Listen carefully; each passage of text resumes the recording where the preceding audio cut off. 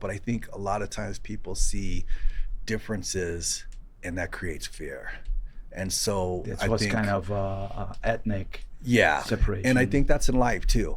Mm-hmm. You see differences and your first instinct is like, oh, Go. yes. Mm-hmm. And I think that one of the things that bothers people is when they realize you don't care what they think. And my dad said the only reason why you need to worry about what someone else thinks is actually there's validity to it. Yes. But if someone goes like, you're a fucking asshole, you go, did I do something? I don't. Oh, whoa, I guess I am. But if someone someone says you're a god, it doesn't make you a god. It's how you live your life. Don't be concerned about that. And I was fortunate there wasn't the internet back then. Now people do that. And with my kids, I go, don't worry about what someone's finger says. Yeah, on the other side. It's what's in your heart, how you live your life. And those people won't be there later on.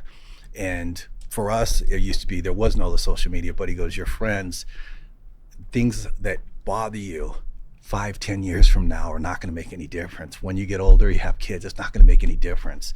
If it's something that you're wrong, admit you're wrong, find a better way. But if it's to fit in, no, don't fit in, stand out. And I think we're taught to be scared to stand out. We're more comfortable to kind of sit there and be behind and have that thing. And I think that's one of the big things. I don't want to get in politics, but that's the problem with politics. You go so many places around the world right now with elections, and it's I am this and I am this. And there's this whole big valley of truth that people are scared to go to because they'll deviate from the side that they're supposed to not be able to change from, these sticks that don't break. And it's sad, you know. And even a little bit, I was talking here, some people talking about Brazil, Brazil, like we're like, oh, how could you talk to that person? And I'm like, why can I not talk to them? You can't talk to them, they're evil. I'm like, what, did they kill babies or what? It's just in a different side of the spectrum. And to me, that's the big problem anywhere in the world, is like when people can't talk, when they can't communicate. It's like now people don't want to communicate, they just want confirmation.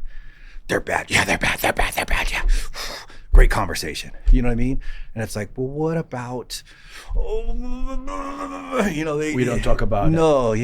It's not there's no conversation, right? Yeah, there's no conversation, and it gets to the point, and like, that's how you learn. It's like, I was always brought up with like, I'm not trying to instigate. It's like, well, what about people get like, oh, and I'm like, I'm not trying to, I don't understand why it's offensive to ask a question. And then it's, and using the estates as an example, I don't like any of the people running. It's easy not to like them because they're fucking bad people, as far as I'm concerned. We back here in South America and Brazil, you know them. Yeah.